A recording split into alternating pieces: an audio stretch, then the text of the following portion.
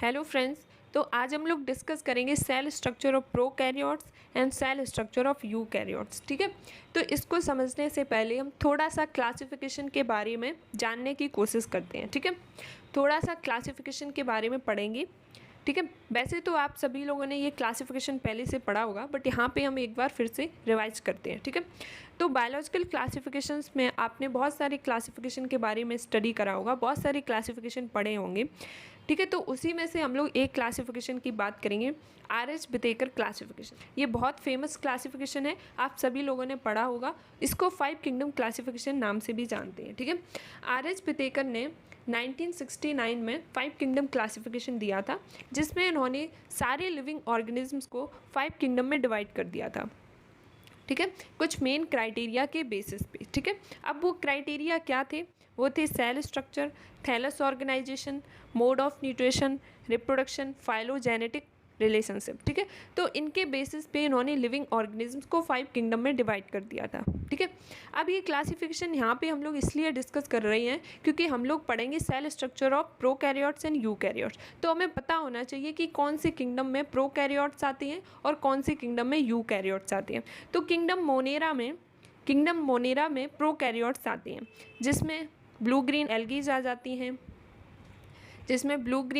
आ जाती हैं, बैक्टीरिया हम लोग स्टडी करते हैं, और भी बहुत सारे एग्जांपल्स होते हैं। तो किंगडम मोनेरा में प्रोकैरियोट्स आते हैं, बाकी जो किंगडम्स होते हैं उसमें यूकैरियोट्स आते हैं, जैसे प्रोटिस्टा, फंजाई, प्लेंटी, एनिमिलिया, इसमें यूकैरियोटिक सेल्स होते हैं। ठीक है, अब देखिए सेकेंड क्लासिफिकेशन जो हम लोग यहाँ पे डिस्कस करेंगे वो है कार्ल वुज क्लासिफिकेशन। ये भी बहुत इंपॉर्टेंट क्लासिफिकेशन है और एग्जाम्स में ये क्लासिफिकेशन पूछा भी जाता है कि 3 डोमेन थ्योरी किसने दी। अगर ऑब्जेक्टिव टाइप का क्वेश्चन है 3 डोमेन थ्योरी किसने दी, और या फिर सब्जेक्टिव टाइप का क्वेश्चन है तो वहाँ पे 3 डोमेन थ्योरी के बारे में पूछ लिया जाता है। ठीक है, तो कार्ल वुज ने 3 डोमेन थ्योरी दी थी, जिसमें उन्होंने लिविंग ऑर्गेनिजम्स को 3 डोमेन में रख दिया था। कौन कौन से? Archie, bacteria and यूकैरिया।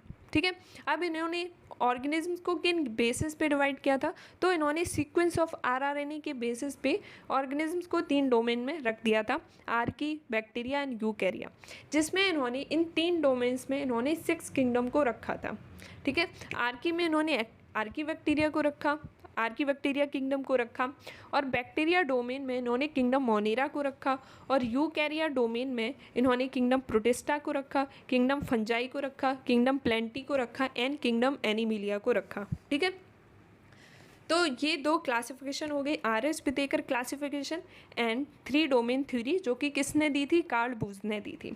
अब यहाँ पे हमें एक चीज़ पता चल गई कि जो प्रोकैरियोट्स होते हैं वो किस में आते हैं? किंगडम मोनेरा में आते हैं। ठीक है, तो अब हम लोग डिस्कस करते हैं किंगडम मोनेरा के बारे में या फिर प्रोकैरियोट्स के बारे में, क्योंकि किंगडम मोनेरा में ही प्रोकैरियोट्स आते हैं। ठीक है, तो हम लोग बात करते हैं प्रोकैरियोट्स की। ठीक है, तो अब हम डिस्कस करते हैं प्रोकैरियोट्स के बारे में। जनरल कैरेक्टरिस्टिक्स की बात करेंगे कि उसकी सेल वॉल किसकी बनी होती है, सेल मेम्ब्रेन कैसी होती है, और इंट्रासेलुलर स्ट्रक्चर्स में कौन कौन सी चीज़ें होती हैं, तो इनको हम लोग डिस्कस करेंगे।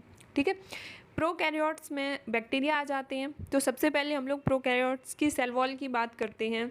प्रोकैरियोट्स की सेल वॉल किसकी बनी होती है?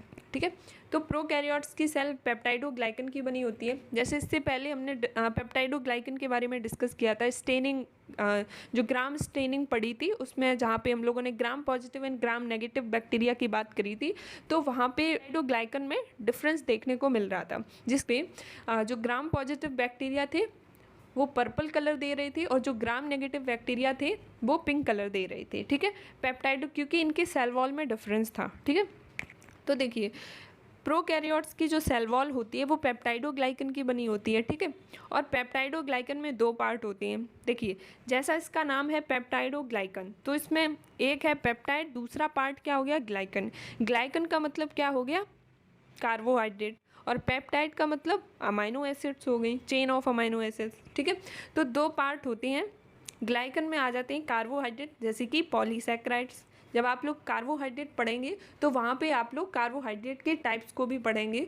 तो पॉलीसैकेराइड कार्बोहाइड्रेट का एक टाइप होता है। ठीक है, दूसरा है अमाइनो शुगर्स। ठीक है, तो पॉलीसैकेराइड्स में आ जाते हैं ग्लूकोज, मैनोज एंड गैलेक्टोज। ठीक है, अमाइनो शुगर्स में इसमें 2 तरीके की अमाइनो शुगर्स होती हैं, जैसे कि N acetyl muramic acid and N acetyl glucosamine, ठीक है।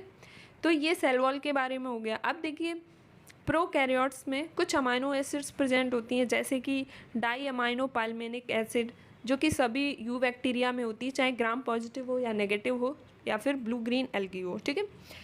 सेकेंड अमाइनो एसिड है दैट इज म्यूरामिक एसिड, जो कि you bacteria and blue green algae में प्रेजेंट होती है। थर्ड है टिकोइक एसिड, जो कि ग्राम पॉजिटिव यू बैक्टीरिया में प्रेजेंट होती है, ठीक है। तो ये तो रहा सेल वॉल के बारे में कि प्रोकैरियोट्स की सेल वॉल किसकी बनी होती है। तो प्रोकैरियोट्स की सेल वॉल पेप्टाइडोग्लाइकन की बनी होती है, ठीक है। इसके बाद में हम लोग बात करते हैं, देखिए जनरली प्रोकैरियोट्स की जो सेल वॉल होती है वो नॉन सेल्यूलोजिक होती है, बट यहाँ पे कुछ एक्सेप्शंस होते हैं, ठीक है। कुछ प्रोकैरियोट्स होते हैं जिनकी सेल वॉल सेल्यूलोज की बनी होती है, ठीक है, जैसे कि एसिटोबैक्टर एसिटोजेनम हो गया, एसिटोबैक्टर जाइलेनम हो गया, जाइमोथ सार्सिना हो गया। तो इनकी cell wall cellulosic cell wall होती है, ठीक है। इसके बाद में सेकंड अब हम बात करते हैं सेल मेम्ब्रेन की। तो सेल मेम्ब्रेन लाइपोप्रोटीन की बनी होती है। सेल मेम्ब्रेन सभी में सेम होती है, चाहे प्रोकैरियोट्स की बात करें चाहे यूकैरियोट्स की बात करें, cell membrane lipid and protein की ही बनी होती है, ठीक है। अब देखिए सेल वॉल और सेल मेम्ब्रेन के बीच का जो स्पेस होता है उसको हम कहते हैं पेरीप्लाज्मिक स्पेस, ठीक है। तो space between cell wall and cell membrane is called as periplasmic space, जिसमें वेरियस मेटाबॉलिक रिएक्शंस होती हैं, ठीक है। इसके बाद में थर्ड हम बात करते हैं साइटोप्लाज्म की, कि प्रोकैरियोट्स के साइटोप्लाज्म में क्या होता है, ठीक है। तो प्रोकैरियोट्स के साइटोप्लाज्म में मेम्ब्रेन बाउंड ऑर्गेनेल्स एब्सेंट होते हैं, ठीक है। और इस प्रोकैरियोट्स के न्यूक्लियस को हम लोग डिफरेंट नेम से जानते हैं, जैसे कि इंसिपिएंट न्यूक्लियस भी कह सकते हैं, जीनोपोर भी कह सकते हैं, न्यूक्लियोइड्स भी कह सकते हैं, फाइब्रिलर न्यूक्लियस भी कह सकते हैं, ठीक है। अब प्रोकैरियोट्स का जो साइटोप्लाज्म होता है उसमें जो न्यूक्लियस होता है जो कि प्रिमिटिव टाइप का होता है, इसमें वेल डिफाइंड मेम्ब्रेन नहीं होती है, ठीक है। प्रिमिटिव टाइप का न्यूक्लियस प्रेजेंट होता है, क्योंकि प्रोकैरियोट्स, प्रो मीन्स हो गया प्रिमिटिव, कैरियोट्स मीन्स हो गया न्यूक्लियस, तो प्रोकैरियोट्स में प्रिमिटिव टाइप का न्यूक्लियस प्रेजेंट होता है, ठीक है। और यहाँ पे न्यूक्लियोलस भी एब्सेंट होता है, ठीक है। में बात करें क्रोमोजोम की, तो प्रोकैरियोट्स में ट्रू क्रोमोजोम्स एब्सेंट होती हैं। यहाँ पे ट्रू क्रोमोजोम्स की जगह फॉल्स क्रोमोजोम्स प्रेजेंट होते हैं। अब ये जो फॉल्स क्रोमोजोम्स होते हैं ये double standard circular neck DNA and non histone protein के बने होते हैं। अब ये फॉल्स क्रोमोजोम्स कॉइल होके एक क्रोमोजोमल रीजन फॉर्म करते हैं जिसको न्यूक्लियोइड कहते हैं, ठीक है। प्रोकैरियोट्स में फॉल्स क्रोमोजोम्स प्रेजेंट होते हैं जो कि कॉइल होके एक रीजन फॉर्म करते हैं जिसको न्यूक्लियोइड्स कहते हैं, ठीक है। अब उसके बाद में राइबोसोम की बात करें कि प्रोकैरियोट्स में किस टाइप का राइबोसोम प्रेजेंट होता है, तो प्रोकैरियोट्स में 70S राइबोसोम प्रेजेंट होता है, ठीक है। प्रोकैरियोट्स के क्या क्या एग्जांपल्स होते हैं, तो प्रोकैरियोट्स में यू बैक्टीरिया आ जाते हैं, एक्टिनोमाइसिटीज आ जाते हैं, ब्लू ग्रीन एल्गी आ जाते हैं, आर्की बैक्टीरिया, रिकेटेशिया, क्लेमाइडिया, मिक्सोबैक्टीरिया। तो ये सारे एग्जांपल्स यू बैक्टीरिया के होते हैं, ठीक है। तो देखिए इस टेबल से समझने की कोशिश करते हैं कि प्रोकैरियोट्स और यूकैरियोटिक सेल्स के बीच में क्या डिफरेंस होता है। इस टेबल को हमने सिंह पांडे जैन की बुक से लिया है, अगर आपके पास बुक है तो आप उसमें देख सकते हैं, ठीक है।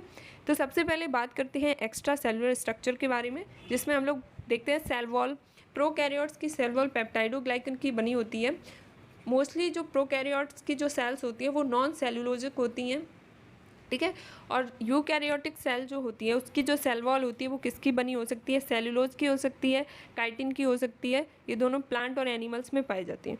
प्लांट की सेल वॉल किसकी होती है, सेलुलोज की होती है, और fungal cell wall mostly chitin की होती है, ठीक है। इसके बाद में इंटरनल लेयर की बात करें तो प्रोकैरियोट्स में कैप्सूल और स्लाइम लेयर होती है, यूकैरियोट्स में पेलिकल और सेल होती है इन सर्टेन प्रोटिस्ट, ठीक है। उसके बाद में बात करें फ्लैजला की, तो प्रोकैरियोट्स में जो फ्लैजला होते हैं वो फ्लैजलिन प्रोटीन की फाइब्रिल से बने होते हैं, ठीक है।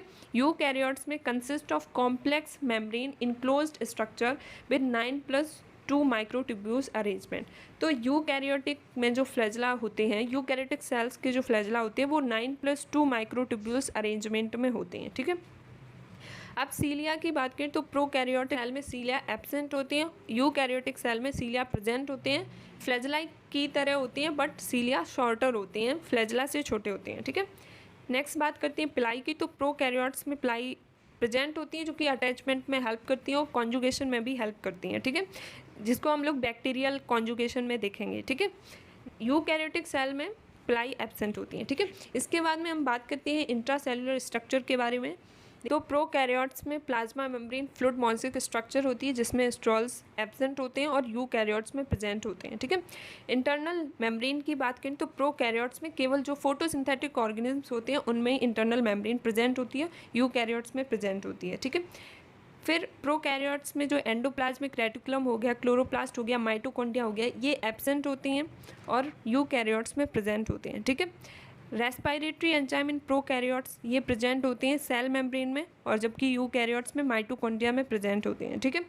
जो पेरीप्लाज्मिक स्पेस होता है सेल वॉल और सेल मेम्ब्रेन के बीच में, उसमें ही रेस्पिरेटरी एंजाइम्स प्रेजेंट होते हैं, ठीक है। Golgi body lysosomes prokaryotic cell में एब्सेंट होते हैं, यूकैरियोटिक सेल में प्रेजेंट होते हैं, ठीक है।